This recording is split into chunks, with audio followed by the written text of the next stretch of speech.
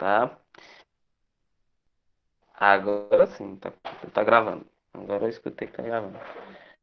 Vou apresentando aqui a aula. Vamos falar sobre o trabalho de extensão da nossa disciplina, tá? Eu entrei em contato com o professor. Na verdade, a gente mencionar para vocês no dia da reunião acadêmica, no começo do semestre, a gente combinou, né, de fazer um trabalho conjunto com as turmas. Aí acontece o seguinte, né? A ideia do nosso trabalho, a ideia do trabalho de extensão da turma dele é visitar algumas empresas, tá? E como é que se diz? Coletar alguns conhecimentos para quê? Para poder gerar uma ferramenta que possa auxiliar. Né? A ideia seria programar uma de RP, certo? Sim, na medida do possível, tá? Como a ideia de programação, né?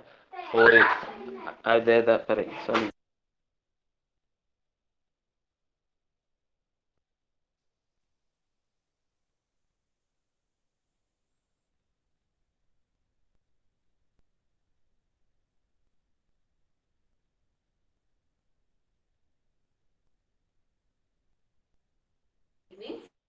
Certo, aí é o seguinte, sim, aí nesse trabalho a ideia seria desenvolver uma aplicação que possa ajudar essas empresas. Né? A ideia é, na verdade, vários grupos da turma dele vão aprender os processos dos departamentos de uma determinada empresa. Ainda não conversei nada a respeito, mas já foi passado feedback, eles já começaram a se reunir, já começaram a conhecer a empresa. Aí a ideia é o seguinte, formar equipes aqui também, tá? Tanto com pessoas de redes, como com pessoal de ATS, tá? Para a gente poder implementar, né? Iniciar a implementação dessa ferramenta, entendeu? Aí é o RP, a gente pode trabalhar com a implementação em SOA, Web Service, sabe? A ideia é que vocês, a disciplina não é exatamente de programação, mas requer que vocês coloquem em prática, entre aspas, né, os conhecimentos de sistema distribuído, né? Já que a gente está falando de um RP, né, a ideia é que o RP seja sim uma aplicação distribuída, que envolva serviços, né, que vocês possam estar desenvolvendo. A premissa do trabalho, né, da nossa disciplina, né, porque é um requisito obrigatório do nosso semestre, todas as disciplinas ah, terem esse trabalho de extensão, beleza?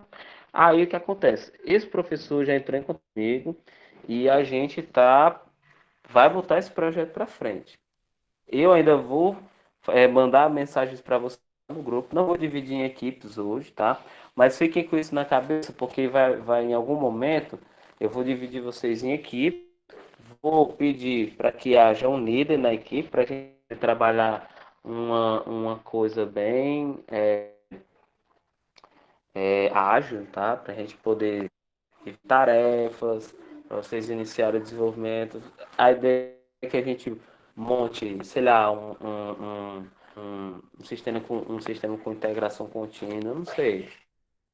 A gente pode pensar como vai fazer, tá? Mas eu sugiro, né, o pessoal, vocês aí, irem dando uma olhada para quem é desenvolvimento, principalmente em, em desenvolvimento web service, pessoal de redes. A gente vai gerar um projeto de infraestrutura para essa instituição, para dar suporte ao nosso sistema, tá? Então, a ideia é a gente pegar e levar para a prática os nossos conhecimentos.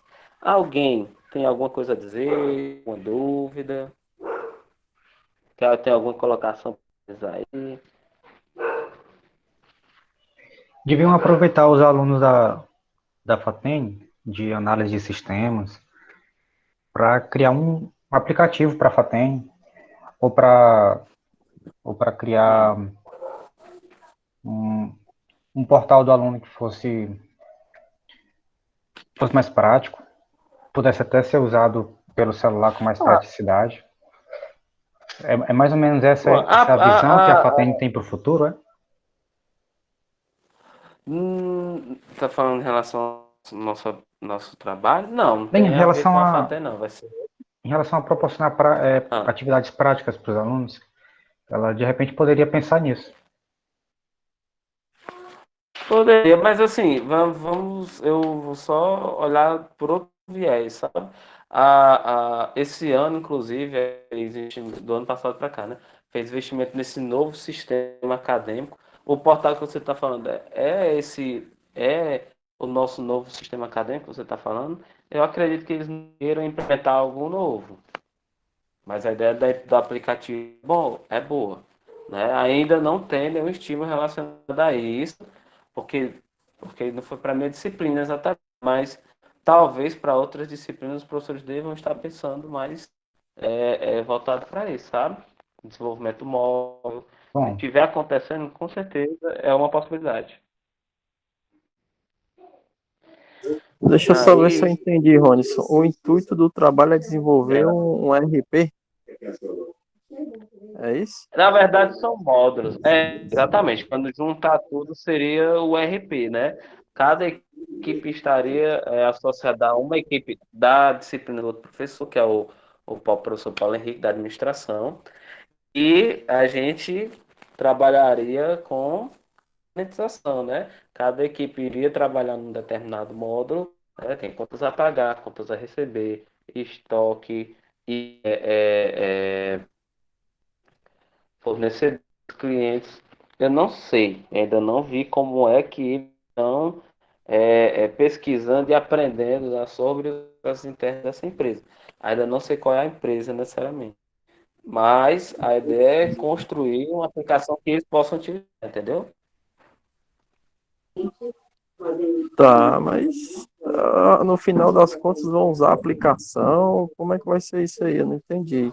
A gente vai construir uma aplicação para uma empresa de verdade, uma empresa real, é isso? É isso Ou mesmo. não? É, Falei na O sistema secretária, eu 100% sei como é. funcional, é isso, mano? eu não sei se isso seria interessante, né? Como se a gente estivesse fazendo estágio ou trabalhando para uma empresa. Sinceramente, eu Não, não acharia isso legal. não é exatamente construir um sistema para uma empresa, faz parte. A ideia é trabalhar um projeto de extensão. O que é um projeto de extensão?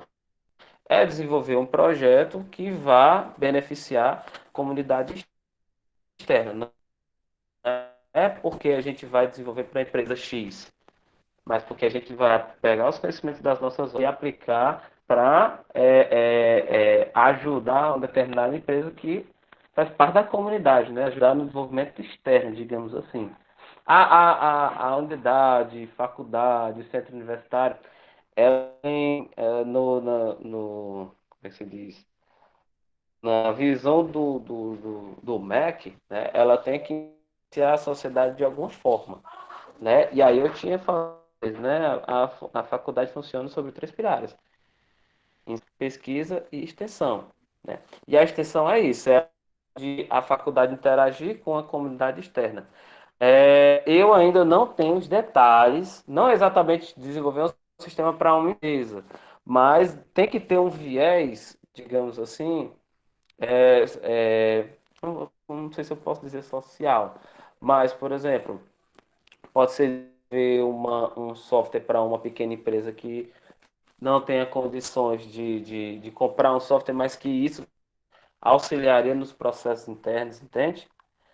É uma forma de vocês tanto praticar. Eu sei que muitos aí já têm trabalho, inclusive e tal, mas tem outras pessoas hoje que estão aí precisando de experiência e esse desenvolvimento, né?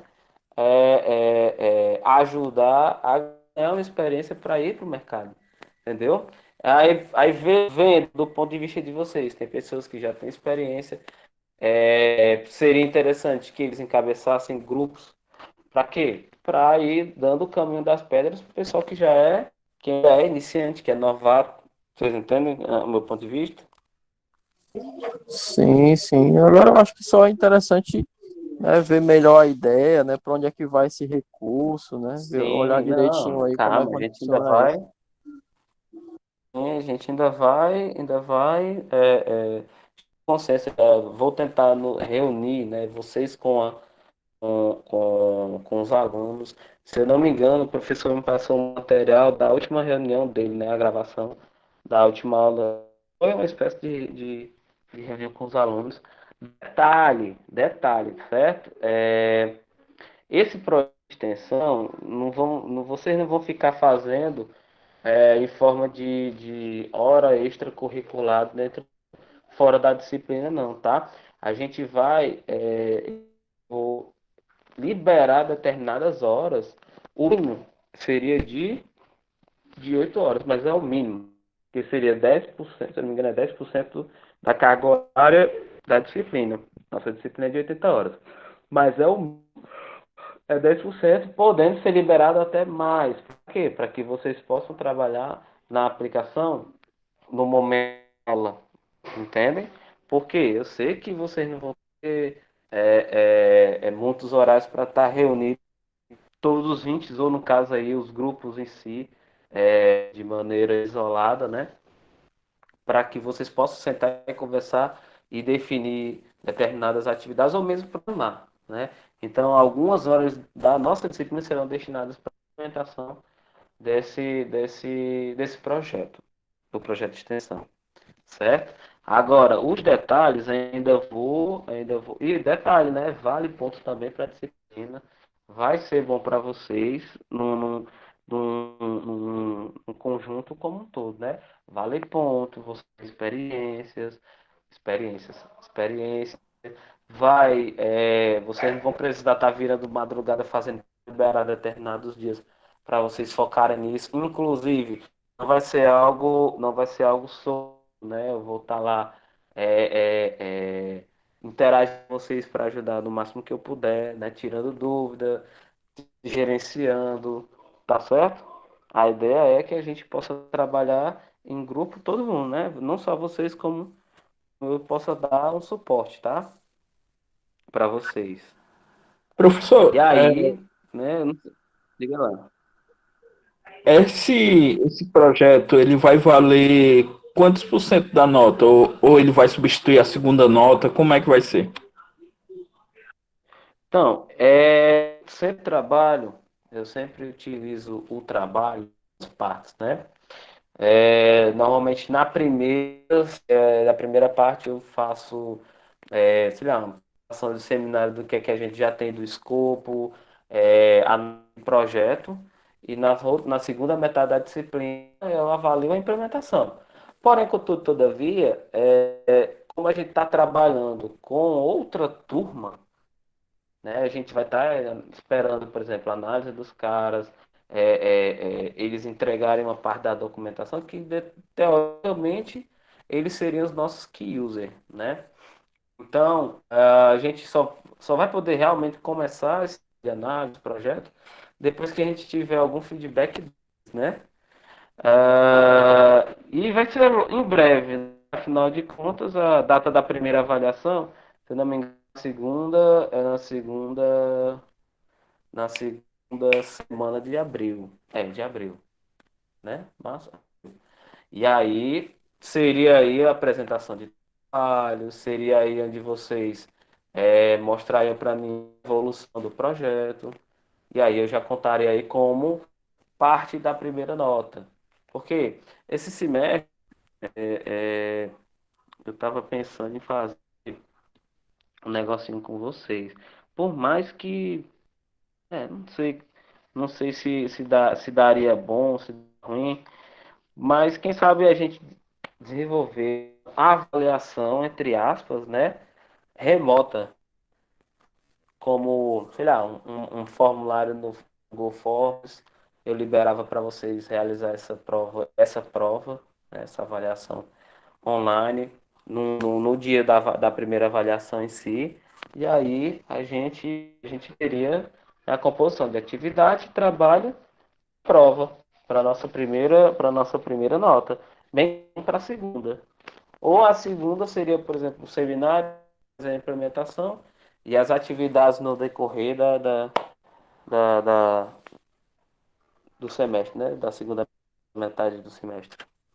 Deixa eu ver, tem alguém falando aqui no chat. Peraí, sem bastante proposta, aparecendo a pressão, portfólio, saldo no chapa, seria uma boa, eu acredito que o Eduardo falou. Bom, entendeu? Eu não sei como funciona, por exemplo, se a gente pode expedir, eu acredito que possa, tá? Ao final da disciplina, eu acredito que seja possível expedir uma ação falando da experiência de projeto de extensão, principalmente para aqueles que ainda não, né, no mercado de trabalho, seria uma possibilidade. Vou até conversar com o coordenador para ver isso aí, sabe? Que é bom para vocês, principalmente. E aí? Opiniões, falem-me tudo, escute-me nada. Vocês são a favor, contra, parece uma boa ideia, parece que não é uma boa ideia. Atualmente com 24 pessoas, olha aí que coisa maravilhosa, né? 24 pessoas online. Abram seus microfones ou seus teclados e teclem, conversa comigo aí agora para a gente poder estar, né? Alguém disse show, John Lima falou show. Ah, E claro, né, a gente acertando aí conforme o semestre for passando. Não se preocupe, não. Que o problema não é planejar e falhar. O problema é você planejar, falhar e não replanejar. Pra mim tá massa disso. Pronto, aí a gente vai seguindo com o semestre. Lembrando, a gente vai estar trabalhando de graça para uma empresa. Eu não tô querendo criar um empregatício para vocês. A gente vai desenvolver um projeto, tá? No mundo ideal, como por exemplo, o que eu percebi pessoa lá de administração. No final do semestre a gente tem um pacote fechado, um RP, não sei o quê.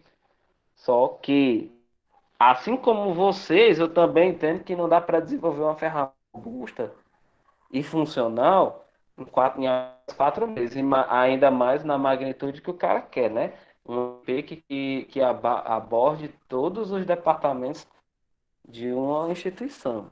Eu tenho essa noção. Então, por exemplo, quando eu for pontuar, quem vai pontuar sou eu e não outra pessoa. Então, para mim, o sucesso do projeto já é vocês estarem trabalhando. Aqui, a Michelle disse para mim que não sei programar, entendo de RP, com certeza. A Michelle aí é quem trabalha na parte de ciência, né, Michelle? Mas não se preocupe, Michelle, você também pode aprender a programar. Olha que coisa boa. Aprender a programar não, colocar a mão na massa, porque você passou pela disciplina de programação. E aí com o pessoal de redes, né? Não sei, o pessoal de redes se manifesta, por favor.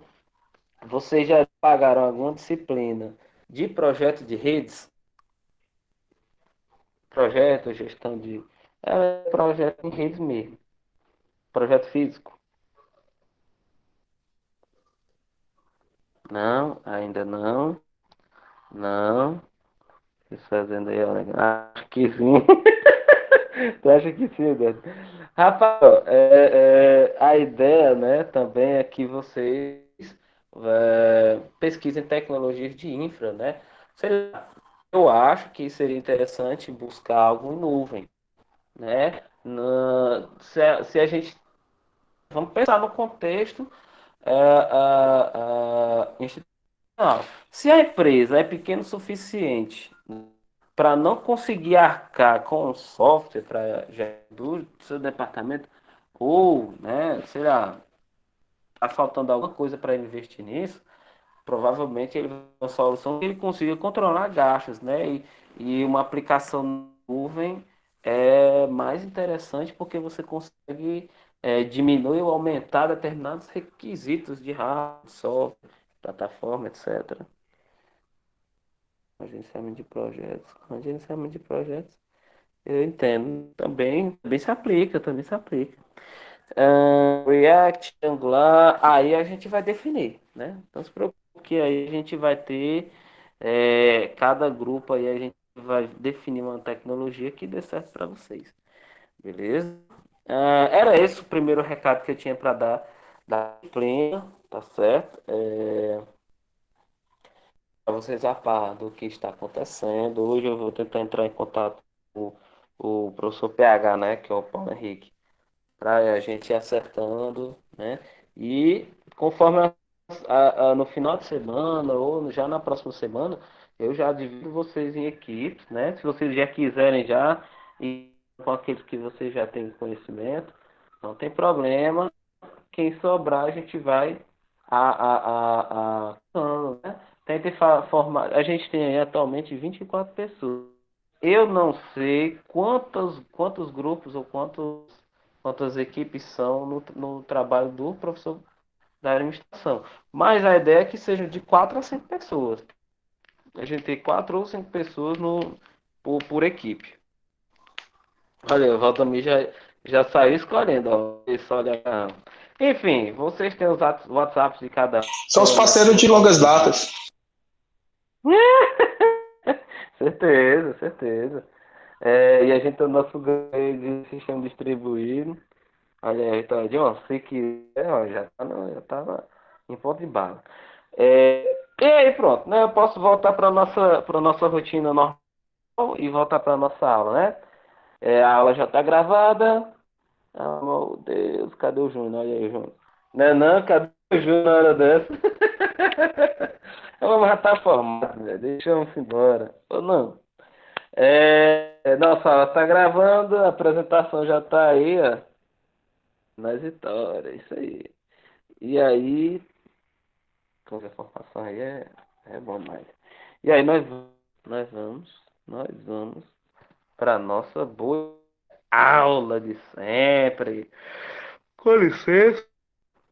Deixa eu ver se eu consigo deixar full screen essa parte aqui. Shift F5. Só para vocês. Vamos ver aqui se aparece. Só que eu full screen para mim.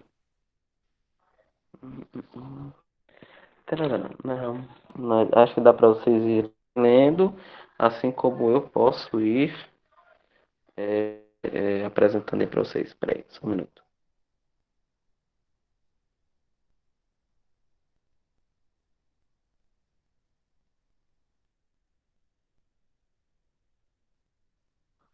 Voltei. Vamos lá. Então, recapitulando o assunto da aula passada, vamos voltar aqui um pouquinho os slides. Nós terminamos falando de técnicas de escalabilidade, né? Falamos sobre problemas, falamos de grau de transparência, entre outras características dos sistemas distribuídos, né? E aí a gente parou exatamente aqui em algumas técnicas de escalabilidade, né? Falando de mirror, caches web, proxies, queues. E a gente vai avançar hoje falando dos problemas que envolvem a escalabilidade, né? Esses que dificultam o ocultamento, né, a transparência de latências de comunicação. Para mim, professor, que a latência é um atraso, né? Que podem vir a ocorrer. E no caso da escalabilidade, quando é causado pela escalabilidade, né, a gente tem aí, ó, a escalabilidade geográfica como sendo um dos motivos, né, de essas latências acontecerem, né? Por quê? Porque quanto maior a distância entre dois componentes de um sistema distribuído, maior o percurso que a mensagem vai percorrer, né? Aí você diz assim, não, mas professor, a gente tem redes de computadores de alta velocidade, com certeza. Mas no caminho, no o caminho que a mensagem percorre do ponto A ao ponto B, primeiro, ele pode pegar um caminho totalmente aleatório, não é uma linha reta. Bem como para cada rede, para cada meio de comunicação que ele vá passando, ele pode acabar enfrentando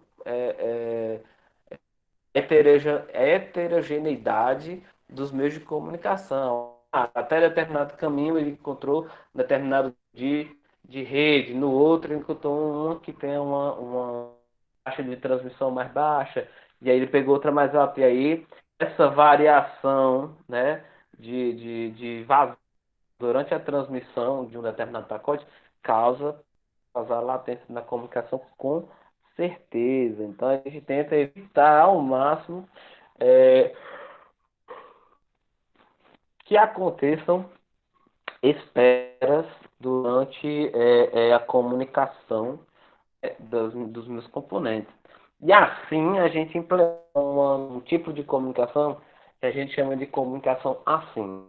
Quando eu falo de comunicação, eu tenho aqui entre computadores, né? Eu tenho dois tipos de comunicação. É a comunicação síncrona e a comunicação assíncrona. Computação síncrona é aquela que realiza lançamento e envia uma determinada mensagem para uma terceira máquina, uma segunda máquina, perdão. E aí ele para o seu processamento naquele ponto de envio da mensagem e espera o retorno. Para um determinado processamento local, assim, pode ser viável, bem como determinados tipos de sistemas críticos, né? Essa sincronicidade, mesmo que local, pode vir a ser ruim para a execução do sistema. Avalie um sistema distribuído, né? Que a visão do sistema único e de como é que se diz? De sistema único. E essa tendência, né, de mutamento de latências, de transparência de comunicação, né, a transmissão síncrona torna-se ineficaz, né, porque você vai parar todo o processamento se você está esperando que a mensagem vai e volte para todo o processamento do seu lado, aí não tem condição. O usuário, seja ele processo software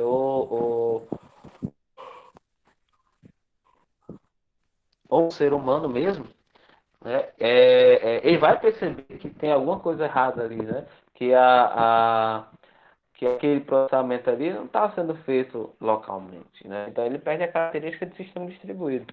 Já na comunicação, o segundo tipo de comunicação, que é chamada de síncrona, é aquela onde, ao realizar essa abordagem, né, de parar em uma parte do processamento para enviar uma mensagem e esperar a resposta, ao invés de ele esperar, ele faz a parada, envia a mensagem e ele fica pausado naquele processamento. E ele pula para onde? Pula para a próxima aplicação que está esperando ser processado. Dessa forma, ele não para o processamento como que eu posso dizer, o processamento local, né, naquela máquina, e impede que ainda continua rolando o meu processo em espera e em foreground, né, no primeiro plano, outras aplicações estão tomando à frente, outros processos estão tomando à frente, enquanto está aguardando o retorno da mensagem, né, o resultado do processamento, que foi realizado geograficamente distante, né, remotamente. Então, existem diferenças entre deixar um servidor ou um cliente verificar formulários à medida que são preenchidos. Por exemplo, quando a verificação de um formulário, né, esse aqui é um exemplo dessa técnica de comunicação síncrona e assíncrona. Na letra A, a gente tem a máquina cliente, como vocês podem ver. Essa máquina cliente vai possuir essa página aí, onde ele pede o primeiro nome, o último nome e a pessoa. E embaixo tem um botãozinho de enviar. Essa primeira máquina aí, esse primeiro gráfico, diz que a cada tecla que vai sendo digitado dentro da máquina cliente, é enviado caractere a caractere para o meu servidor, para um programa onde ele vai fazer a checagem do formulário, né? Tem um módulo aí dentro, um quadradinho aí dentro com form. E aí, depois desse check form bem-sucedido, ele vai processar o formulário. Esse é o nosso, é a nossa possibilidade no gráfico A. No gráfico B, o que acontece? O cliente ele possui a página que vai ser preenchida. Dentro dele, o módulo de forma é movido do servidor para o cliente na figura B, ou seja, você vai preencher todo o formulário, vai realizar o processo de checagem dentro do próprio cliente, para só então enviar em batch, né, enviar em um pacotão, né, todas as informações do formulário para o servidor e assim processar esse formulário, processar esses itens que foram digitados. Aí eu pergunto a vocês, né? É, qual é o mais eficiente?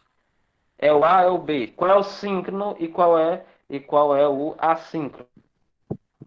Aliás, aqui não dá para a gente perceber a idade, né? Mas para vocês, qual que deve ser o mais eficiente dos dois gráficos?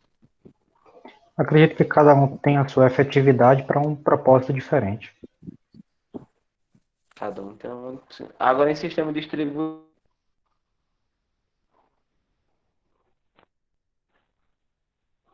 o Valdomiro está dizendo que é B. Pensa o contrário. Em sistema distribuído deve ser mais efetivo o síncrono. Acredito. O síncrono, você acha? Isso. Acontece assim, o síncrono é o seguinte, é aquele onde você para o processamento da máquina e espera o retorno da mensagem. O assíncrono é aquele onde o processo é pausado, beleza, pausa do mesmo jeito esperando a mensagem. Só que o processo não fica ocioso. Ele pula para o próximo processo ou aplicação e executa em, em primeiro plano outra ação e aquela distribuída, digamos assim, fica em background, aguardando a resposta. O Pois é, esse síncrono, não é o síncrono. não, o síncrono não é suficiente para sistema distribuído, porque se você para o processamento da máquina e deixa o processador ocioso, você acabou com a transparência do sistema distribuído, entendeu? Se você parou o processamento e parou toda a máquina, a máquina ela tem que ser independente, não é? Independente e tem que colaborar com outras componentes para que eu tenha um sistema distribuído, correto? Correto. Se a minha aplicação pausa o processamento dela e ela fica parada até que a mensagem volte, eu parei também toda a fila de execução da minha máquina remetente, correto? Isso daí não é legal no sistema distribuído, porque o sistema distribuído ele tem que estar comunicando com outros sistemas, mas ele não pode parar para o usuário, né? Ele não pode parar os processos da rotina dele, entendeu? Para um usuário ser humano, ele está lá esperando, aguardando a resposta para o primeiro processo que ele está dando, mas de outra forma, tem outros processos rodando ali por baixo que ele também precisa que seja executado, entendeu? E aí, para manter a transparência, o assíncrono seria o ideal. Eu vou mostrar um pouquinho mais como é que funciona o síncrono e o assíncrono. Mas assim, a ideia desses dois gráficos aqui é o seguinte: quando você, né, trabalha com essa validação de formulário aí do lado do servidor e manda caractere a caractere do cliente para o servidor, você inunda o meio de comunicação, o meio de transmissão com múltiplas, por mais pequenas, com múltiplas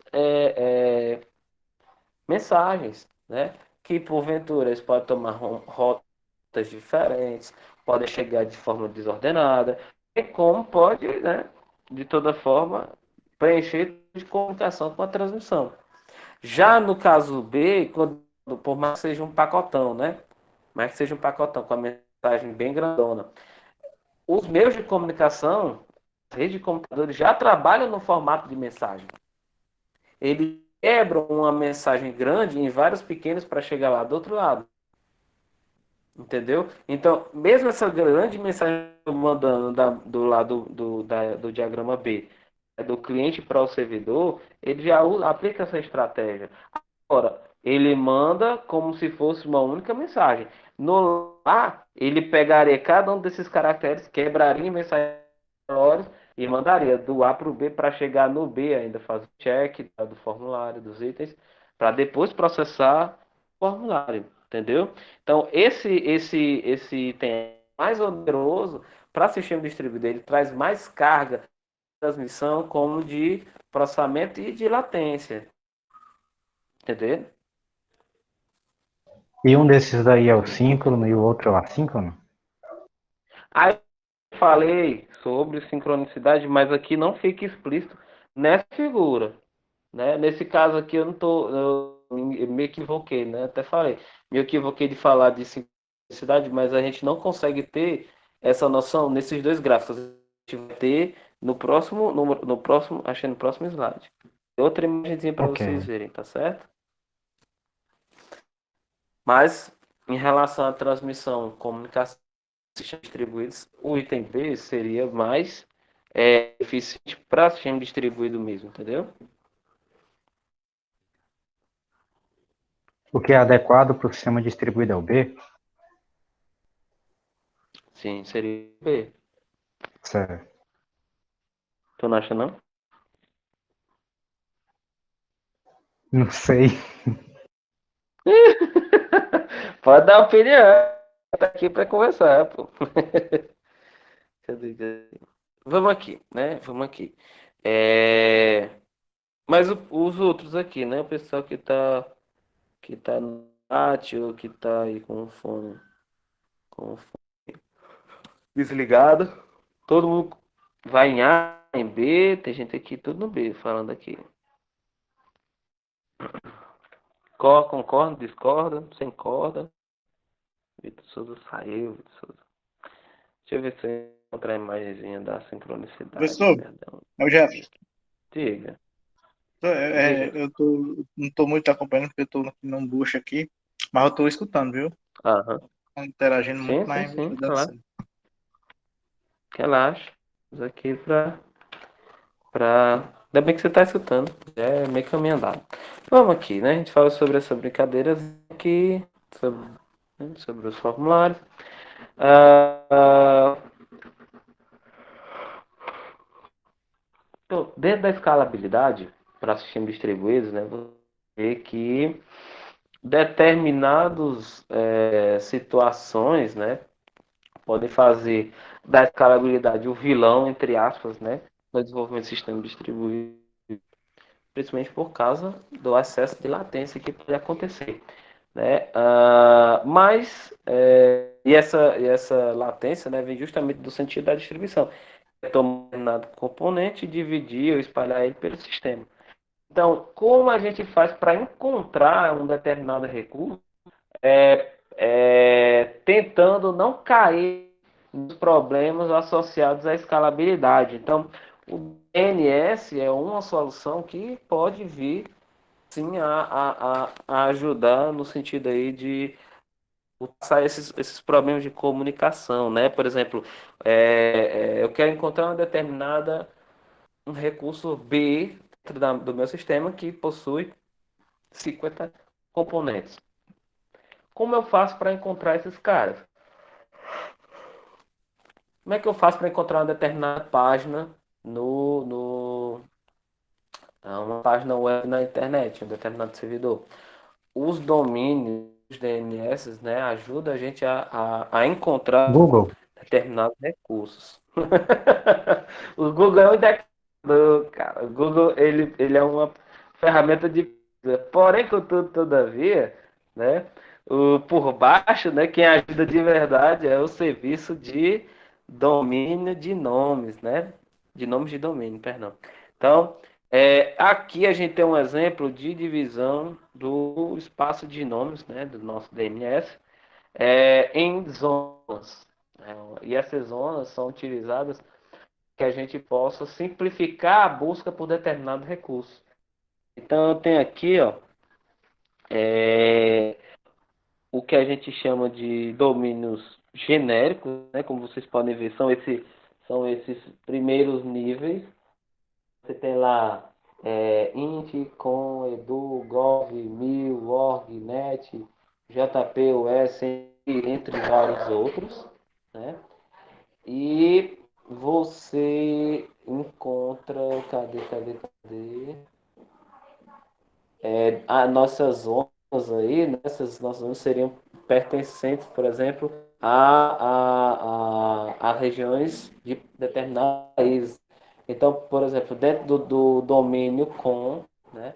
Dentro desse domínio.com, eu teria uma zona que seria o Sun e o Eng. Dentro do domínio Edu, eu poderia ter duas zonas, né? Que é o Wei e o Eng, e o CS, AI, Linda e Robot. E aí por aí vai, né? Vocês vão vendo aí que essas delimitações que vocês podem ver aí em mais de um nó. Né? Vocês forem, para quem aí, acho que o pessoal de redes nunca estudou algoritmos ao ponto de ver, por exemplo, árvores. Né? Mas aqui é um exemplo de árvore clássico, né? Você tem os nós divididos em diversos níveis, né? Por exemplo, o primeiro nível é esse onde tem o Z1, que é a zona. Onde é que você está vendo esse Z1, professor? Bem aí do lado da reticências, em cima da reticência. Na verdade, do lado do NL, né? Nem de NL. Não sei se vocês estão vendo. Né? Que é o nível em profundidade. Eu tenho Z1, Z2 e Z3. Vocês conseguem ver aí as zonas?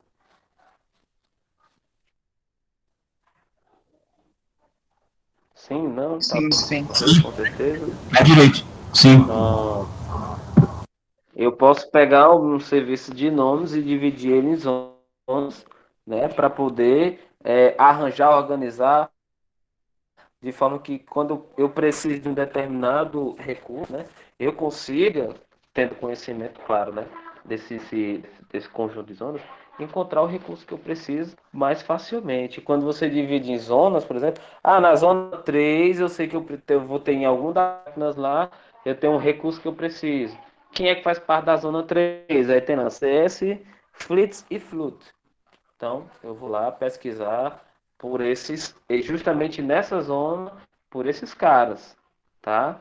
E por aí vai. Isso aqui são um exemplo de como você encontra, por exemplo, recursos de URI, URL, né? Que é Uniform Resource Location, URL. Bom, entre outras coisas que dá para ajudar a gente a superar a escalabilidade, problema de superabilidade, tem a replicação, que faz aumentar a disponibilidade de determinados recursos, bem como processos, dados ou, ou bases de dados, né? Você tem isso espalhado em várias máquinas, caso venha falhar qualquer uma das cópias, você tem uma segunda de backup, né? Como tolerância a falhas. Essas replicações, né, também eles têm um intuito não só de aumentar a disponibilidade, como o intuito de equilibrar a carga, né, de acesso. Por exemplo, se eu centralizar em uma determinada base X, ou um dado X, ou um processo, um serviço Y, né? E só existir naquela máquina, todos que precisarem serviço barra dado barra base, né? Todas as requisições vão ser concentradas apenas naquela máquina. Quando eu tenho recursos, né? Digamos, replicados e espalhados, aí eu tenho uma chance maior bem como facilitar também de aumentar o desempenho do sistema, né? Diminuindo a latência. Quanto mais próximo você tem uma cópia do dado que você precisa, sem realmente enviar uma mensagem para muito longe, você tem um ganho de tempo de processamento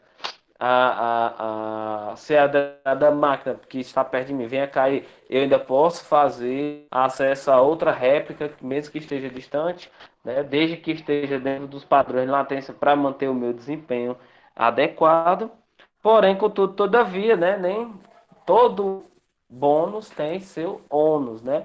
A maior preocupação com a técnica de replicação justamente são as inconsistências que podem ser geradas durante uma operação, né, de escrita, basicamente, que necessite modificar um determinado dado que pode estar ao mesmo tempo modificado por outro processo, uma das cópias, né? Então, por exemplo, se eu tenho uma cópia de um determinado dado em duas máquinas, chega uma requisição de escrita daquele dado para as duas máquinas ao mesmo tempo.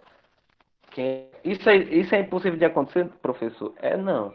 Não é possível. Mesmo porque as máquinas lidam com um processamento exorbitante a cada milissegundo, microsegundo, né? Vocês sabem aí a taxa de transmissão e de processamento dos computadores vem a ser na casa de 10 elevado a 13, se eu não me engano, né? Enfim, né? Se não for, depois eu pesquiso e trago de vocês. Mas a possibilidade de aparecer essa situação é bem comum para sistemas distribuídos. E quando eu conseguiu modificar duas cópias iguais, acrescentando dados diferentes, escrevendo diferentes em duas cópias diferentes, aí eu causo aí a inconsistência, né? Que seria o problema recorrente aí com replicação, né? E para replicar, a gente também tem outras técnicas para fazer com que essa situação não venha a acontecer, tá?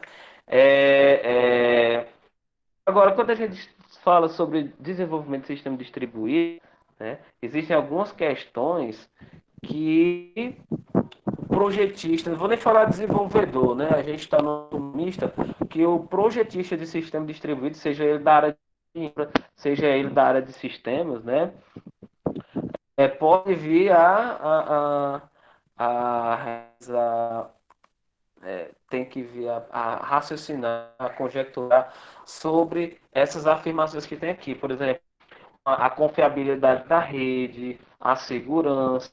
Ele não pode imaginar que a rede será homogênea, a menos que ele esteja preparado para projetar um sistema específico para uma rede homogênea, né? Mas a gente daqui a pouco vai ver um determinado tipo de sistema que trabalha em cima de rede homogênea, né? Que é um requisito para que ele possa alcançar o seu desempenho máximo, tá? A gente vai falar daqui a pouco sobre computação em grade. A topologia não muda, né? Quando a gente fala de rede de computador, diversos tipos de topologia. O pessoal de redes aí vai lembrar algumas? Topologia estrela. Estrela. O que mais? Topologia anel. Topologia anel. O que mais? Tem mais? Hã? Qual é? De barra. Oi, repita aí. Barramento, né? De barramento, Cortou. barramento. Barramento, você tá dizendo? Não lembro se esse é o nome. Mas tem algo parecido. Eu lembrava da topologia em estrela e anel. Eu não tô lembrando das Acho que é, outras. Mas acho se que é eu não me barra, engano, tem barra. mais.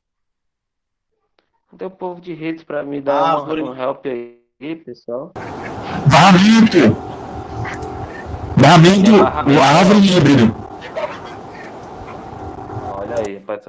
Árvore híbrida, é? Beleza, show de bola. Botar Isso. E aí? Cadê? Sim. As topologias não são homogêneas. Quando você pensa a topologia, o que pode implicar a topologia em dificuldade para um sistema distribuído? Tem uma topologia chamada totalmente conectada, né? Porque essas topologias que vocês estão falando, né, elas têm um formato pré-definido, digamos assim. Mas tem aquela que ela é totalmente conectada, né? Onde todos. Não é isso? É porque eu estou pensando em grafo. Não sei se você já estudou gráfico. Gráfico não, perdão. Grafo. Mas também representa algumas topologias de rede, sabe?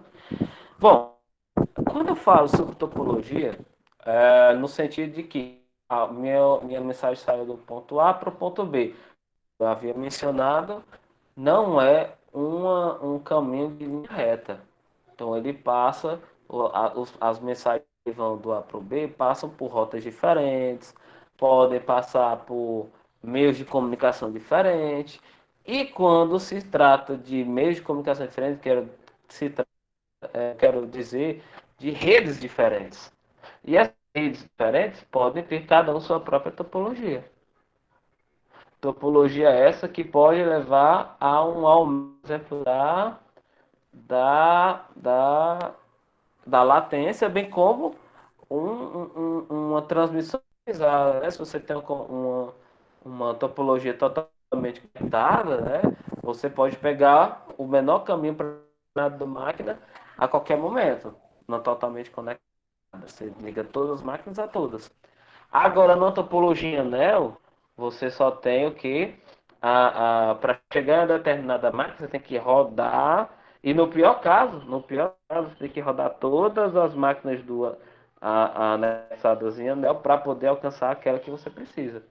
Né? E aí você consome um determinado tempo, porque não existem conexões que você possa utilizar. Entendeu? Enfim, outras questões que você não pode conjecturar, né? Que o seu sistema vai enfrentar latência zero, que a largura de banda é infinita. Isso quer dizer o quê? Que você tem que projetar o seu sistema distribuído pensando que você vai ter problemas de congestionamento de tráfego nas mensagens, que a largura de banda vai ter um determinado momento que a velocidade dela topa, né? Ela tem ela não é na velocidade da luz, você pode encontrar é, diversas dificuldades para os diferentes tipos de meios de comunicação. Ah, não pode considerar que o custo de transporte seja zero. Esse custo de transporte é realmente a movimentação da mensagem, né? Dos pacotes pelos links, né? Pelo meio de comunicação. Cada meio de comunicação pode ser de um do outro e tem um tempo de resposta, uma latência diferente um do outro. Né? Bem como não dá para se referir a um sistema distribuído que há apenas um domínio ou uma gestão, uma administração sobre aquela comunicação. Peraí, pessoal.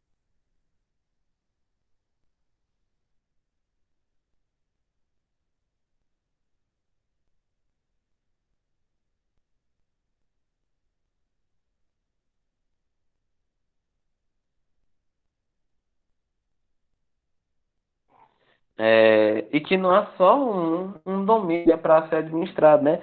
A gente vai ver aí quando for ver os tipos de sistemas distribuídos, a gente vai falar sobre sistema de informação distribuídos. E quando se fala de sistema de informação distribuído, você pensa em quê? Em múltiplos filiais, né? Interconectados por um sistema distribuído. Cada uma com a sua própria política de gestão de domínio, onde você tem que balancear e definir muito bem aquilo que vai passar por dentro do seu sistema. Porque a política de segurança de uma determinada instituição pode não ser a mesma da outra. Você pode aí ter um problema de comunicação, né, bem como chegar ao ponto de interromper a comunicação do seu sistema distribuído porque ele não está dentro das políticas de determinado domínio. Sei lá. Certo? Dúvidas?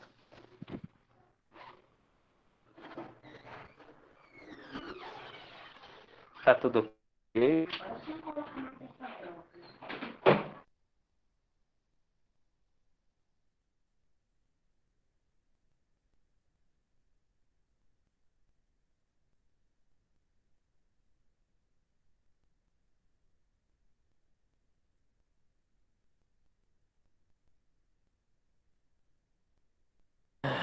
E aí, ninguém tem dúvida, então vamos para frente.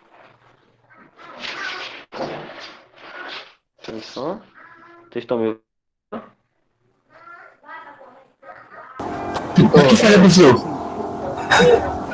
Tô ouvindo, Ronald. Pronto. Beleza. Para frente e atrás da gente, né? Tipos de sistemas distribuídos, eu havia mencionado isso aqui, se eu não me engano, 2 semanas atrás, que a gente vai um pouquinho sobre esses tipos, né? Então, a classificação para esses tipos de sistemas, a gente tem sistemas de computação distribuída, sistemas de informação distribuída, sistemas distribuídos pervasivos, né? Conceitualmente, né, os sistemas de computação distribuídos que eles utilizam para tarefas de computação de alto desempenho, quando você realmente precisa de uma massa de computadores para que eles colaborem juntos um com o outro para obter realmente um processamento superior, tá certo? Tchau, viu? Tchau.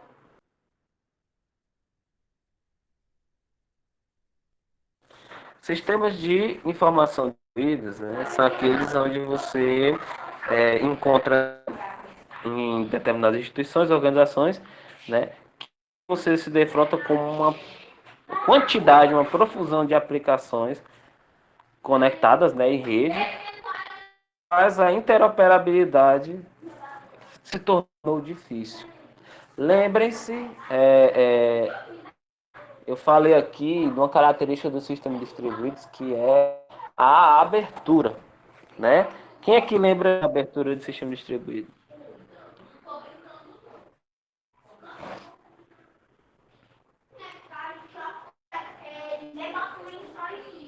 Quem pode me dizer o que é abertura em sistema distribuído? Professor, não escutei não. Como é que é o último? Ó, o que é abertura? O que significa abertura para sistemas distribuídos?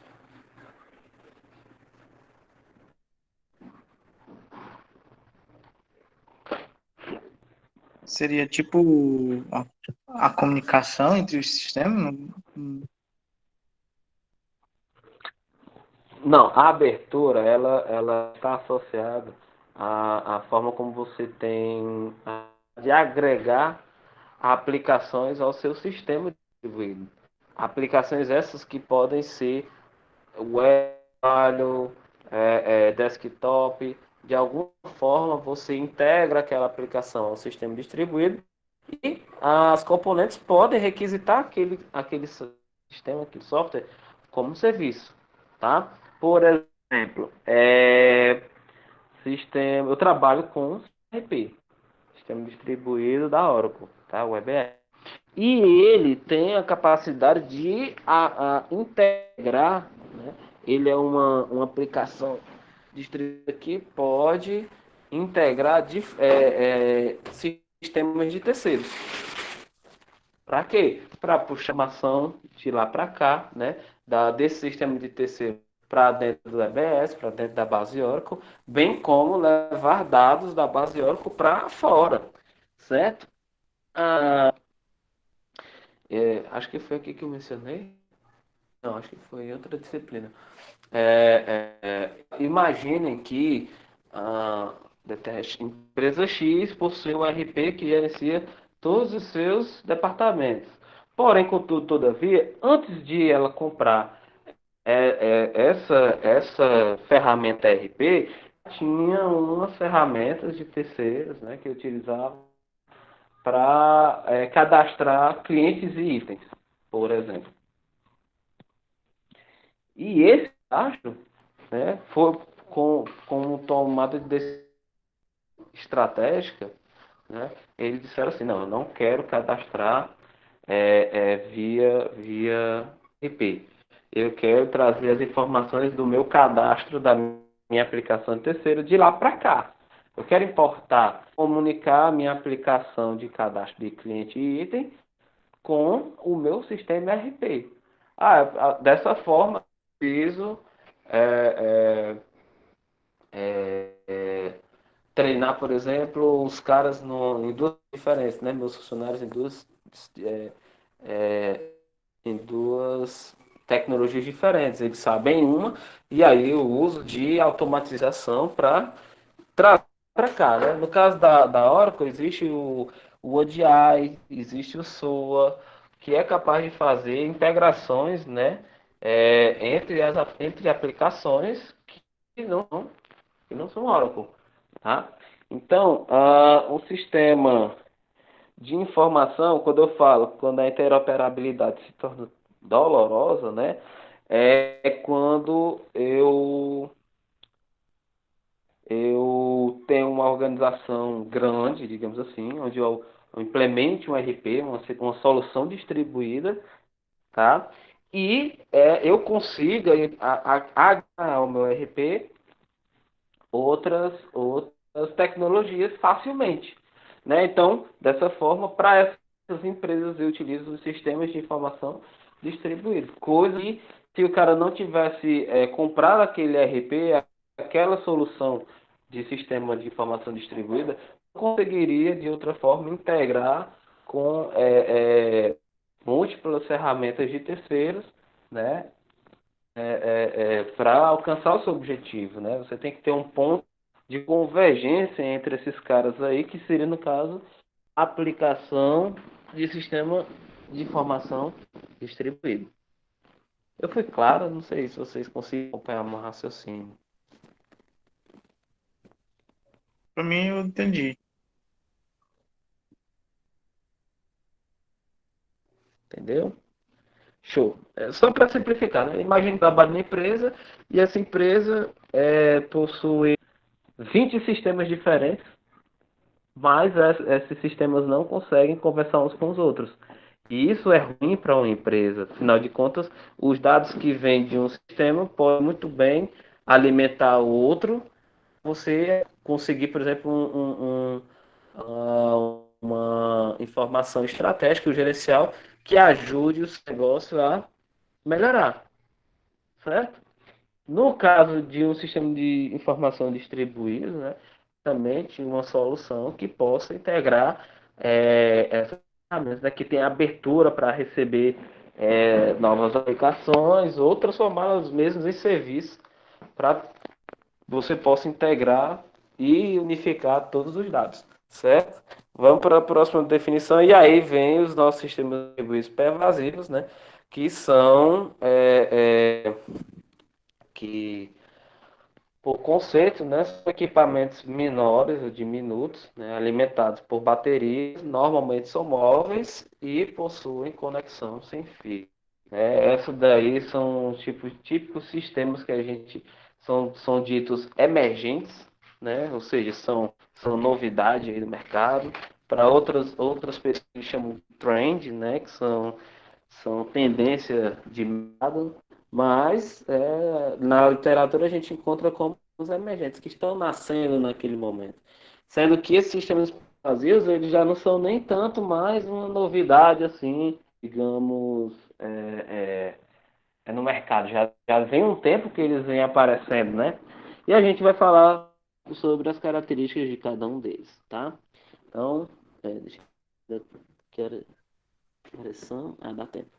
Vamos lá, sistemas de computação distribuída. Se eu estiver indo ligeiro, vocês me avisem para eu diminuir o ritmo e perguntem para tirar dúvidas, tá certo? Se ninguém tiver nada a dizer, eu vou continuar.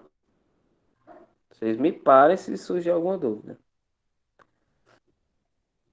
Nada no chat, ninguém abriu o microfone, então vamos lá. Sistemas de computação distribuídos, né? Então a gente tem aí, ó, acho que todo mundo aqui já deve ter ouvido falar alguma vez na sua vida em sistemas de computação em cluster, né? Ou de computação em grade, né? Então um cluster é um conjunto de máquinas semelhantes conectadas por uma rede local de alta velocidade, executando o mesmo sistema operacional. Então, esse carinha aqui foi aquilo que eu falei, né? É o tipo de sistema distribuído para homogeneidade, né? Não é heterogêneo, ele não procura integrar componentes diferentes. Ele agregar o máximo de máquinas iguais, né, para que utilize um, um sistema, um middleware ou algum aplicativo de SO distribuído, por exemplo, fazendo com que essas máquinas, cada máquina dessa, funcione com um núcleo de processamento, por exemplo. A gente costuma chamar cada uma dessas máquinas que compõem um cluster de nó, né, de máquina nó ou simplesmente de nó. Então, cada nó em um sistema de cluster, de computação em cluster, é uma máquina de computação que, porventura, venha a ser, por exemplo, um núcleo de processamento. Tá? E aí, esses núcleos de processamento, eles buscam processar e entregar o do possível a massa de dados, a execução de um algoritmo, qualquer uma dessas situações, né, que venha a ser enviado para ele. Esse tipo de sistema distribuído, ele é utilizado para que você alcance o desempenho máximo com máquinas, digamos assim, medianas. E aí, né, é que você pode aplicar um cluster, digamos assim, em uma situação do mundo real. Alguém pode exemplificar ou chutar, pelo menos, aí uma de situação onde a gente possa utilizar um cluster?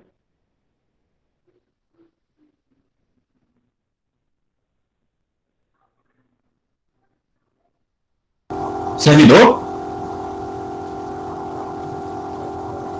Eu posso usar um cluster de servidores. Poderia ter um cluster de servidores.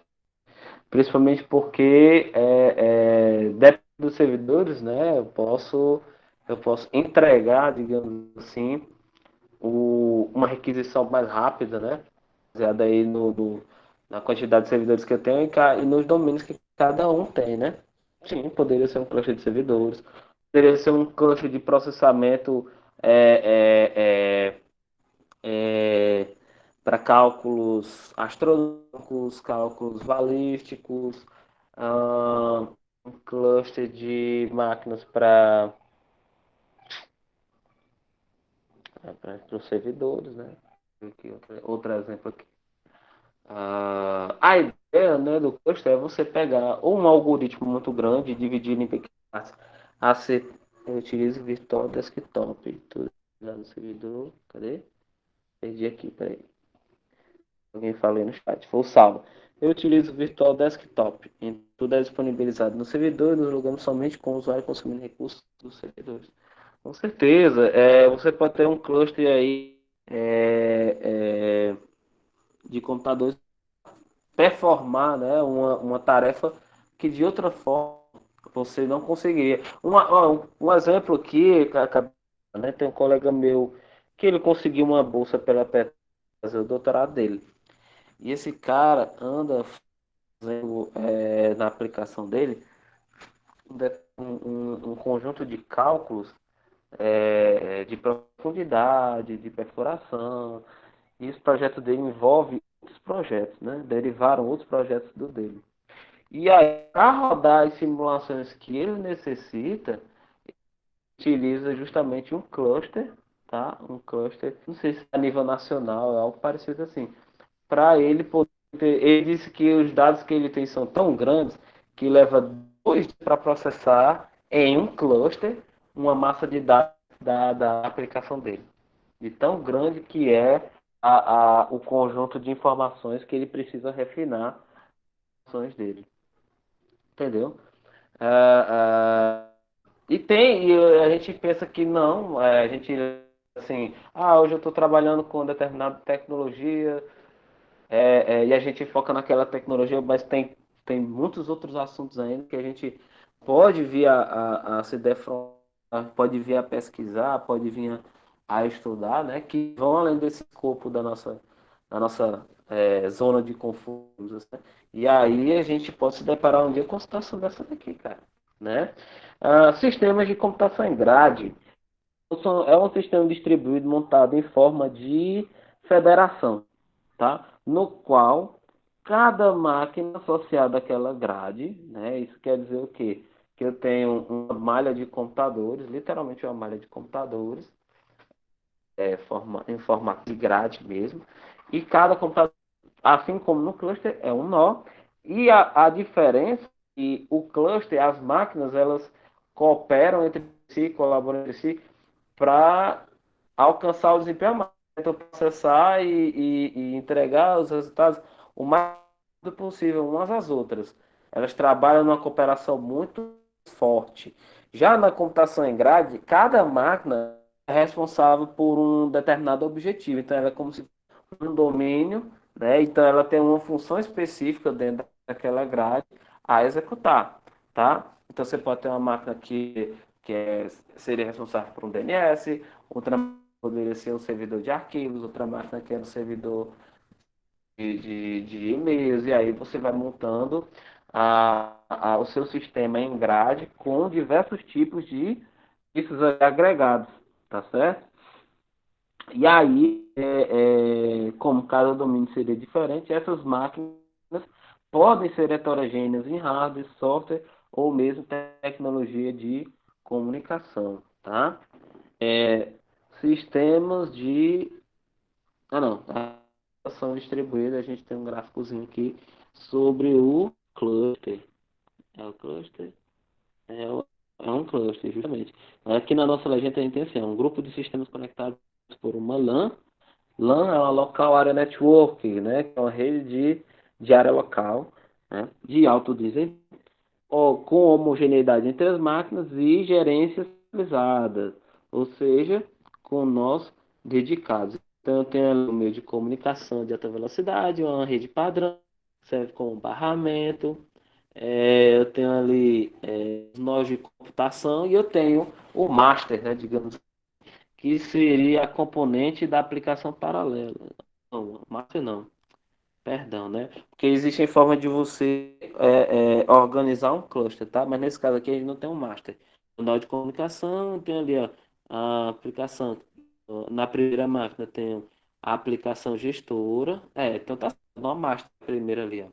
Uma aplicação de gerenciamento com bibliotecas de processo paralelo e um sistema operacional local. E os outros nós que vêm após esse meu nó master, né? São os nós de computação, de execução, né? Onde eu tenho as aplicações paralelas, né? Componentes de aplicação paralelas, sendo gerenciados pelo nó master. Dessa forma, o nó master ele joga uma massa de dados ou de algoritmos para processar, de programa, igual para cada máquina. Ou distribuindo proporcional. Não, mas se é homogêneo, não vai ter um poder de processamento maior do que o outro. Então, realmente, ele faz o balanço de distribuição de carga com todos os nós, bem como, ao fim de cada execução, ele reúne as informações dentro de si e o resultado final. Então, esse aí é um diagrama de como funciona uma computação distribuída em cluster. Próximo. Aqui no caso da nossa computação em grade, as características, né, tem a heterogeneidade, estão dispersos através de várias organizações, podem facilmente se espalhar em uma rede de longa distância, né, e uso de nós partilhados. Sistemas de informação distribuídos, né? A gente tem dois tipos aí, né, que é o sistema de processamento de transações, que busca integrar no nível no mais baixo nível, digamos assim, permitindo que determinados clientes empacotem múltiplas requisições, né, criando um batch, digamos assim, de requisições algo maior, e envia isso em forma de transação distribuída, né? E o outro tipo seria o nosso sistema de integrações de aplicações empresariais, né? Que é o nosso RP, que busca integrar aplicações diversas, né? Para comunicação direta entre elas. Então, só aqui para eu poder ser um pouco mais específico, tá? Achei que não tivesse mais informações abaixo.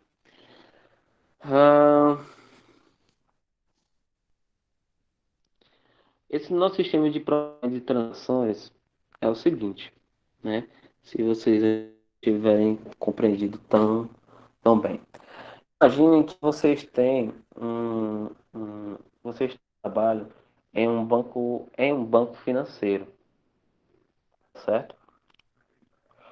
E a base, e a base de dados desse banco, ele é distribuído, óbvio, né? Um banco não tem só uma agência, não tem só um prédio, né? Ele tem múltiplas filiais, múltiplas agências, múltiplas contas, etc.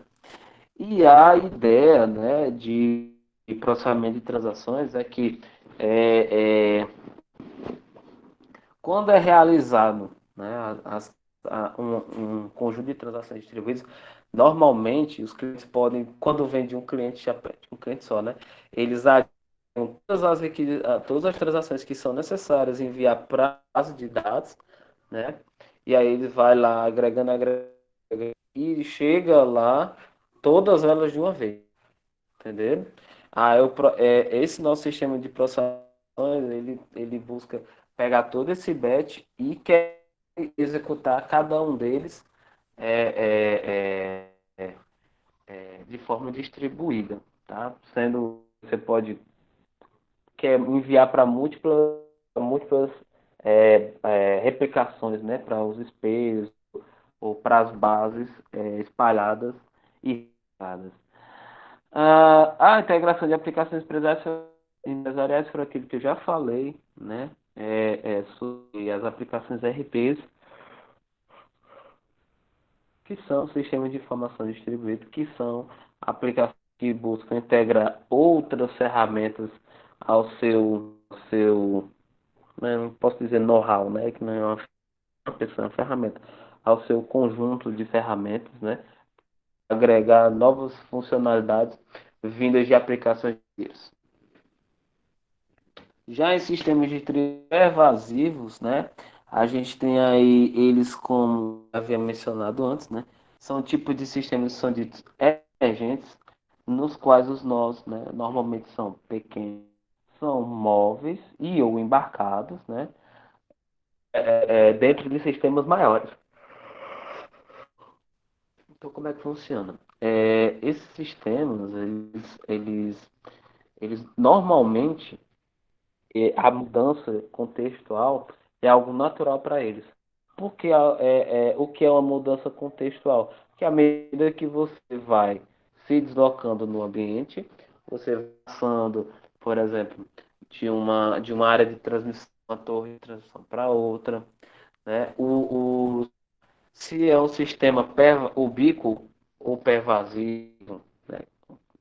Que leva também a ser característica também dos sistemas embarcados, né? Ele pode se adaptar a diferentes contextos, no sentido que ele tem atuadores, sensores e atuadores, né, para perceber o ambiente.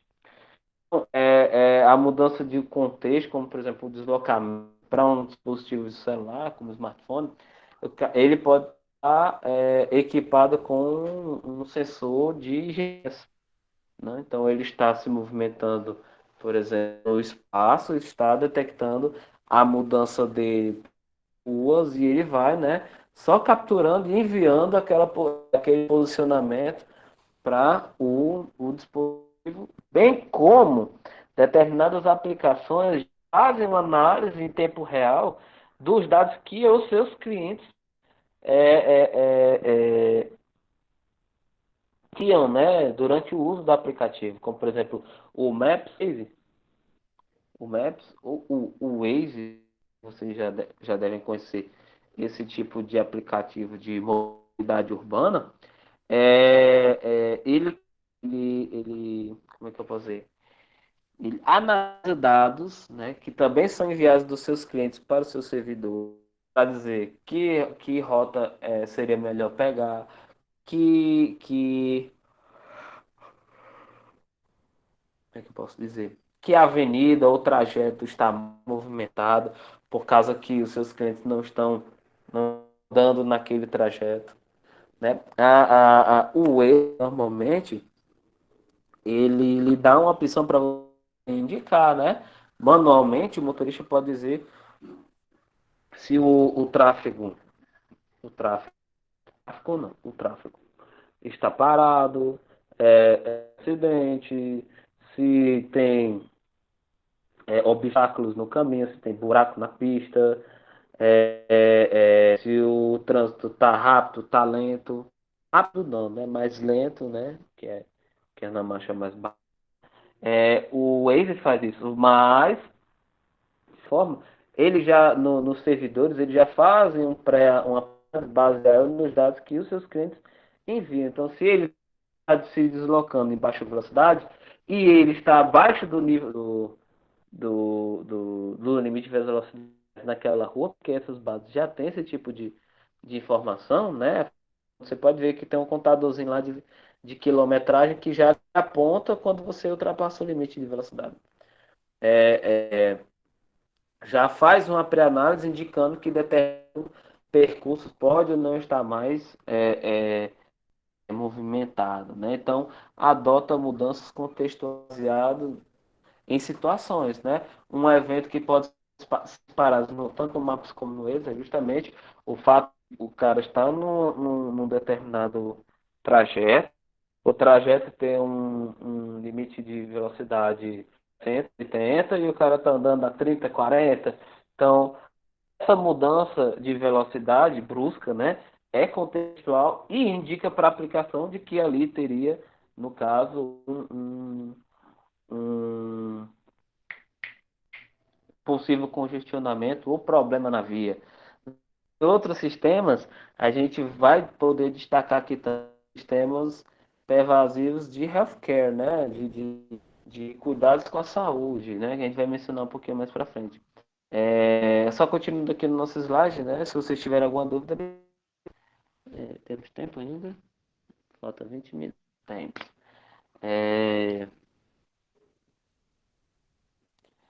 Esse tipo de sistema também incentiva a composição ad hoc, né? O que seria essa composição ad hoc? Quem pode me dizer aí?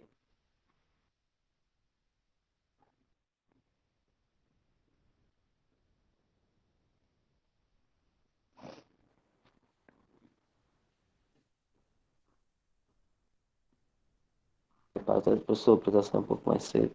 Show, beleza, tranquilo. Deixe seu nome aí nos comentários só para eu lembrar que pronto, beleza. Bora lá, pessoal de redes aí. Não. Quem é um ad hoc? Sistema ad hoc. Pessoal de ADS aí também.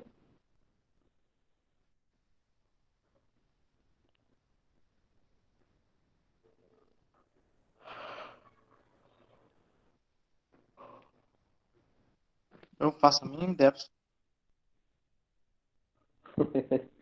Nunca ouvi Vamos, falar. vamos descobrir aí, hein?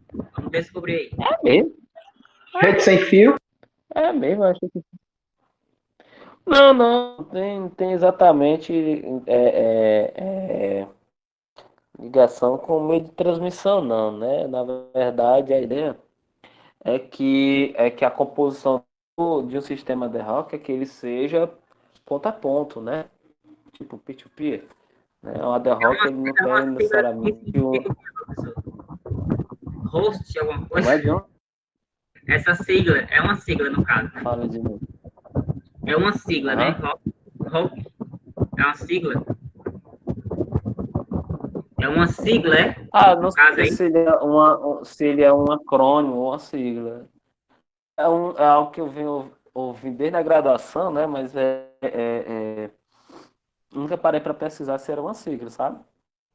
Mas ele diz assim, ó, cada nó pode ser usado de formas diferentes por diferentes usuários, tá? Então eu posso, baseado bem numa contextualização, extrair informações diferentes de cada nó que compõe o meu sistema distribuído. Lembrando que, normalmente, para esses sistemas pervasivos, a comunicação é peer-to-peer, né? Comunicação, ou um componente se comunica com para levar informação para o nosso ouvidouro, né? No master, ou todo mundo vai simplesmente se comunica com apenas esse nó.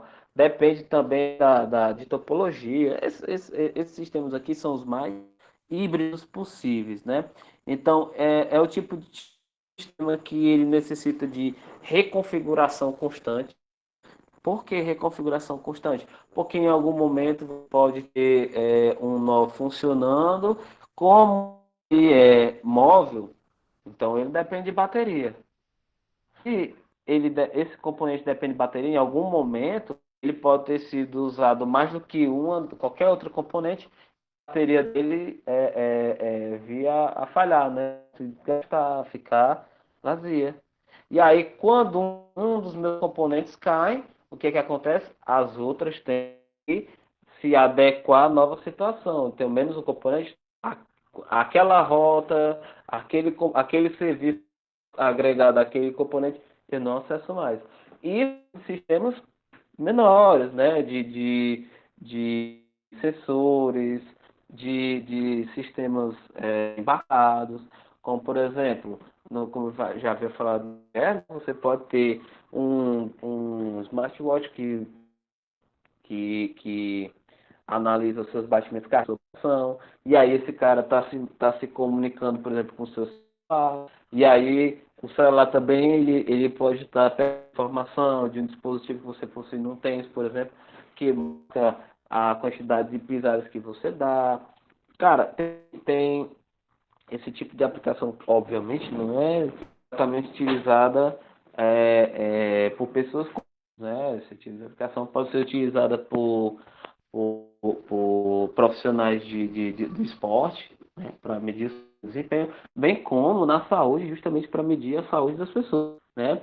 Então, em algum momento, aí a gente vai falar de forma genérica, né? As minhas componentes todas estão ou agregadas ao corpo do usuário, né, por elas serem pervasivas, ou por elas serem ubíquas, ou ela está permeando um ambiente como uma sala, uma casa, ou um ambiente realmente um espaço geográfico maior, como florestas, parques.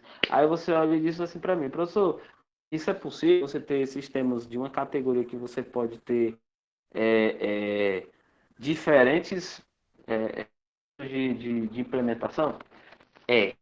Né? Os sistemas de distribuídos pervasivos, eles de um tipo de aplicação que hoje, né, ele é mais histórico na literatura, na academia, que são os sistemas de sensores sem fio, né, que foram um ponto de partida para tudo que a gente hoje utiliza em IoT, utiliza em sistemas de automação doméstica, em sistemas que você usa para controlar sua casa, seu carro, etc. Né? Até mesmo aqueles sistemas a nível é, é, é, metropolitano, né? Como você pode ver aí, em pontos de Fortaleza, por exemplo, vocês veem os letreiros que mostram, por exemplo, a, a temperatura média da cidade, né? Aquela temperatura ali, ela é uma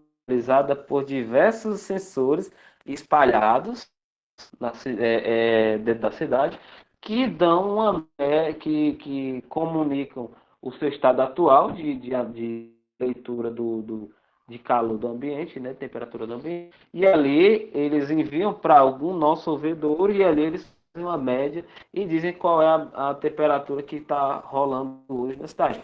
Tem pontos mais frios, tem pontos quentes, tem mais quentes do que isso, que isso primeiro, e tem pontos muito mais do que os outros dois, que a gente encontra aí dentro de Fortaleza, fazendo com que a gente tenha uma média aí de 30 a 40 graus quase todo santo dia, né? Bom, e aí quando a gente fala de sistemas, desses sistemas privados, podem estar analisando um ambiente, algum desses sensores, algum dessas componentes pode vir a falhar, e a reconfiguração é algo natural, né? Quando você tem um componente que falha, o que acontece?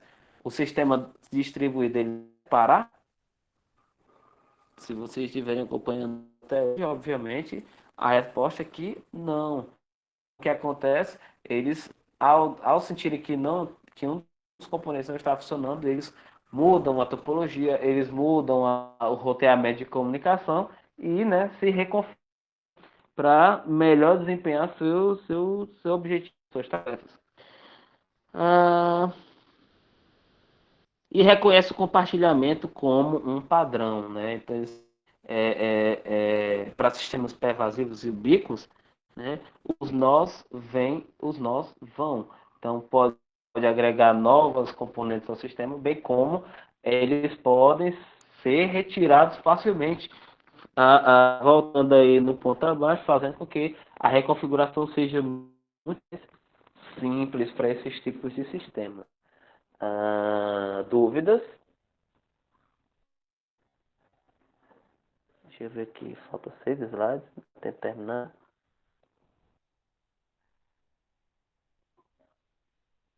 Vai dar. Vou avançar aqui que a gente vai conseguir terminar.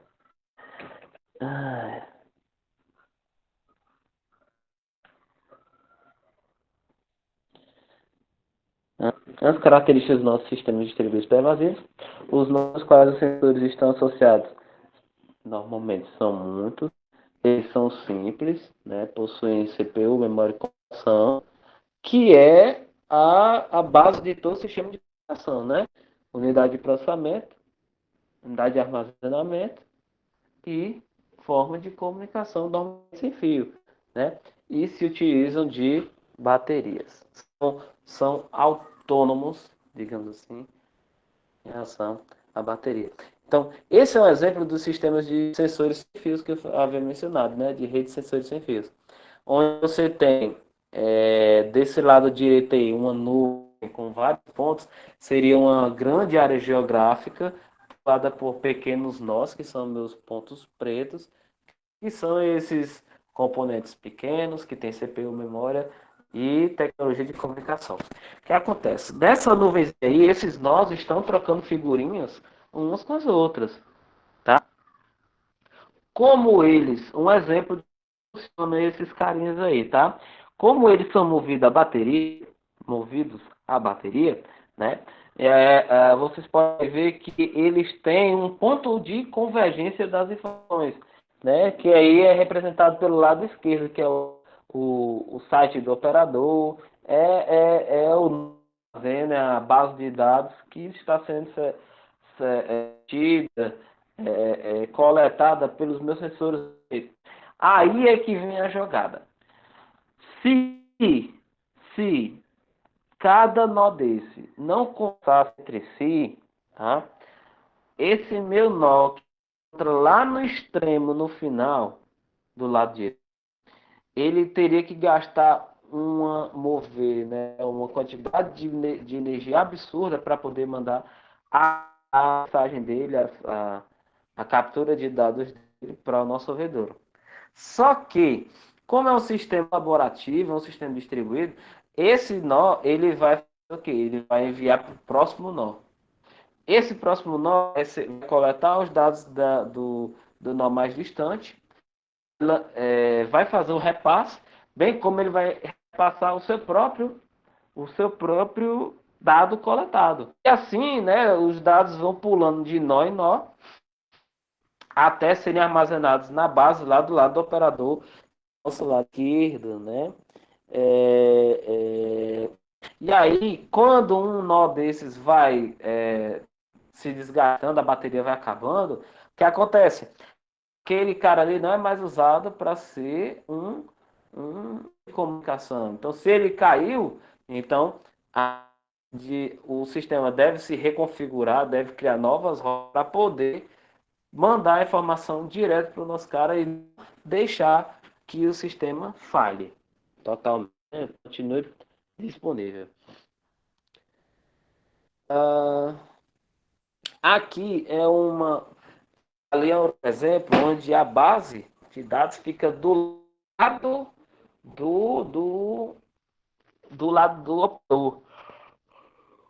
Uma outra modalidade, uma outra organização, ele se apresenta da seguinte forma, que com o avanço da tecnologia, os nossos sensores, né, foram capazes de agregar, digamos assim, novas bases de dados ali dentro dos próprios nós, mini bases de dados.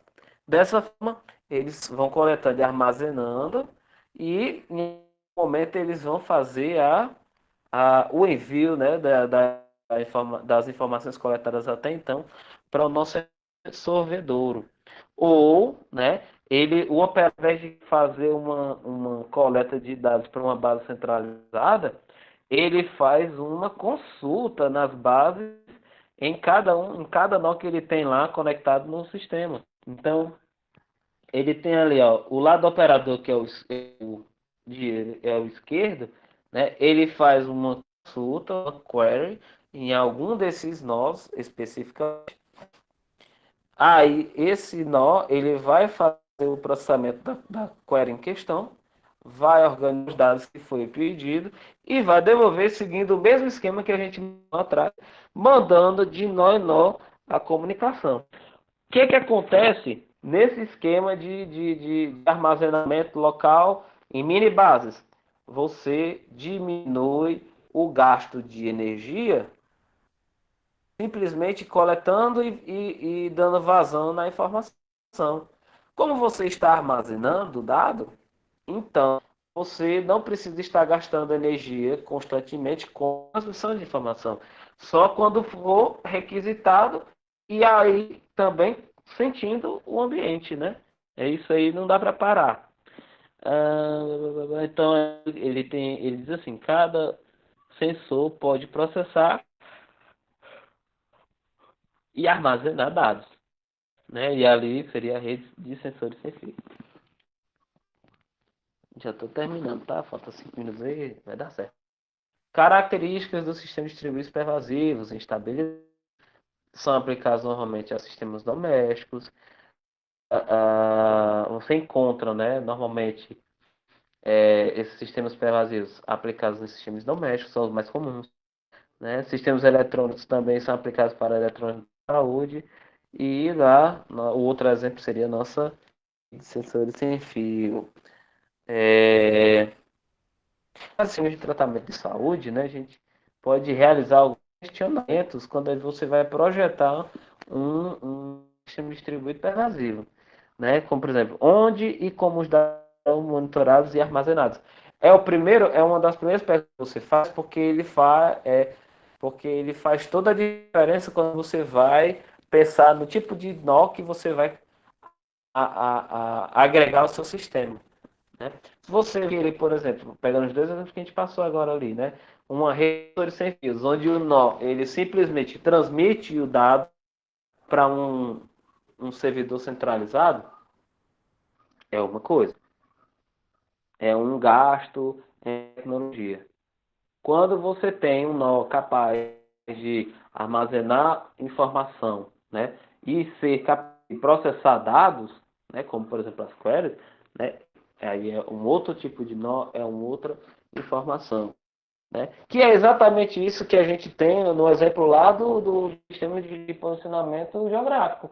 Né? Os seus celulares, quando vocês têm lá o GPS, você está usando a aplicação, beleza, você está usufruindo da informação do servidor, do Waze ou do Maps. Mas o cliente, ele armazena a informação e processa dados.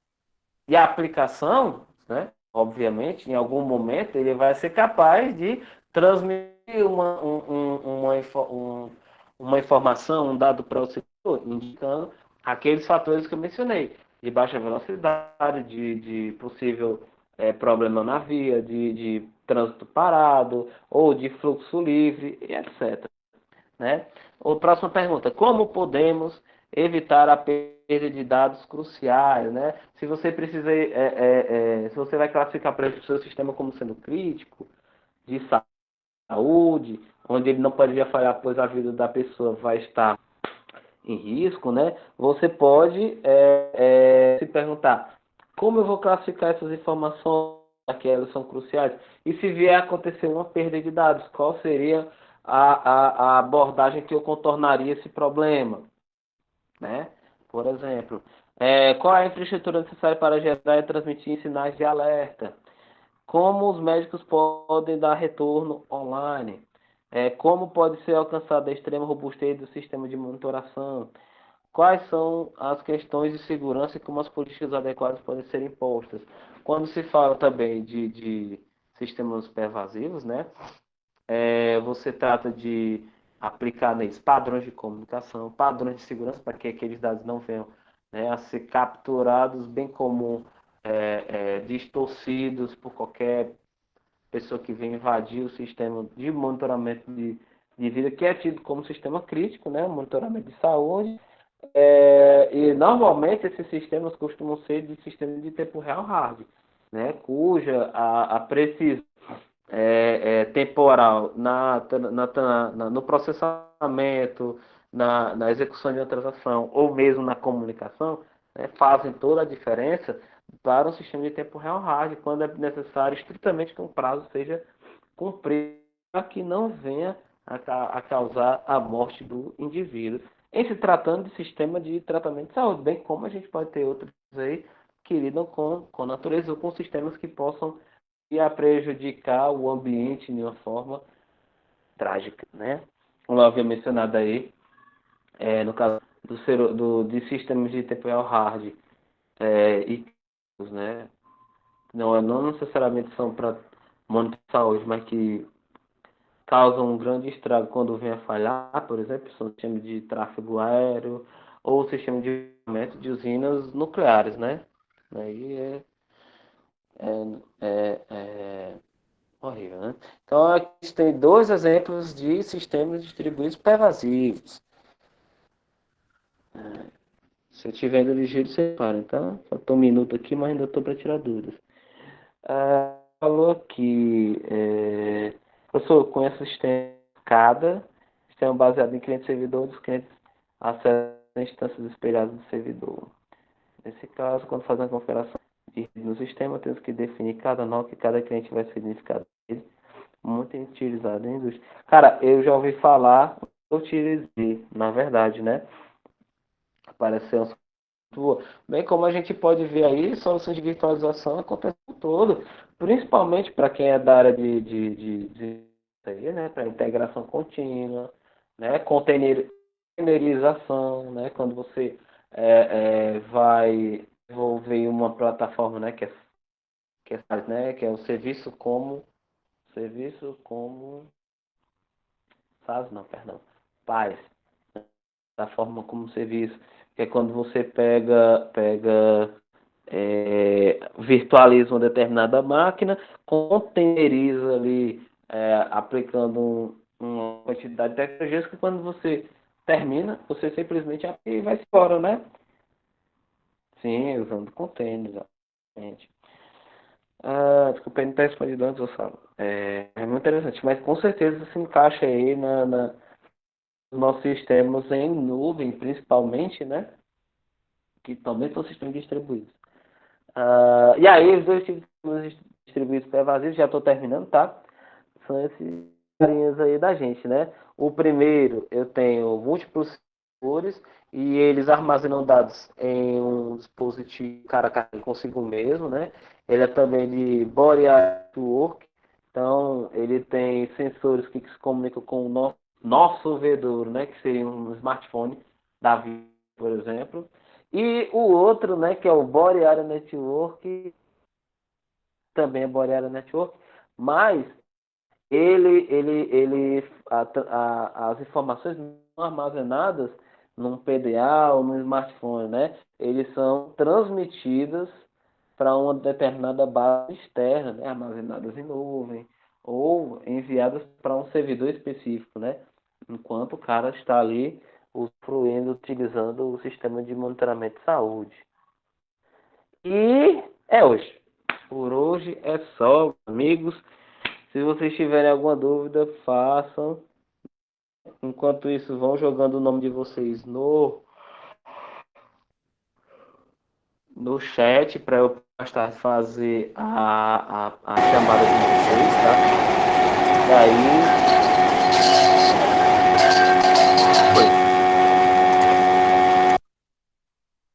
Isso. Vão colocando os nomes no chat, né? Show, show, show, show. E aí, meus amigos, eu vou colocar atividade para vocês, referente ao término desse slide, tá? E eu espero que vocês estejam fazendo as outras atividades, pode corrigir essa semana, se Deus quiser. E Professor, qual atividade que eu vi lá no Moodle? Qual atividade tem que fazer? Qual atividade tem que fazer lá? Porque só tem lá SPD2. só tem a 1 e a 2, mas eu não consegui dessa aula aqui. Ainda vou postar, Ah. entendeu? Ah. Valeu. Valeu, valeu. E aí, Valeu, professor. Obrigado. qualquer coisa, vocês podem me perguntar lá no tá? Qualquer dúvida. Boa noite, se tiver. Mas aí, professor, as atividades, você vai passar aquela da. Você vai passar do livro, escanear o livro pra gente fazer resumo, né? Essa vai mandar fazer? Coloquei, acho que é a 2, não é? É a 2. Sei lá, não é? Tá lá, mas. Professor, eu tava vendo aqui no Moodle, Gabriela aqui, né? Ou será que eu. Ela não conseguiu me mais uma informaçãozinha a mais.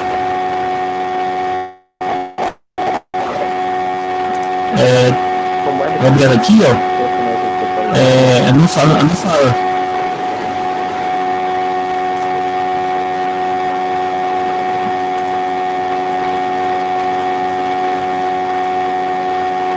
Deixa eu tirar aqui o compartilhamento.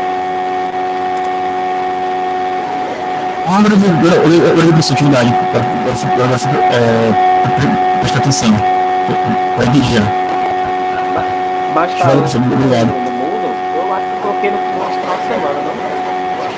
Tá, agora tá, fazer agora direito. Deixa eu ver com calma. Sobre atividade. Não tô falando. Explica as palavras, tipo, referências. Entendi aqui. Foi porque eu postei no domingo de tarde. Valeu, professor. Obrigado. Pra essa atividade aí, tá pra domingo ainda. Ah, pô, Entendeu? você tava com dúvida, porque eu vi a data diferente. Eu vi. Não diz o que fazer. Mas vai dar certo. Vai sim. Ainda tem tempo, né? Dá Valeu. tempo. Tá. Valeu, cara. Se tiver mais uma dúvida, tem que ter aí. Show, beleza. Valeu, valeu. Então eu vou parar a gravação agora. Eu tirei a apresentação. Interromper a gravação.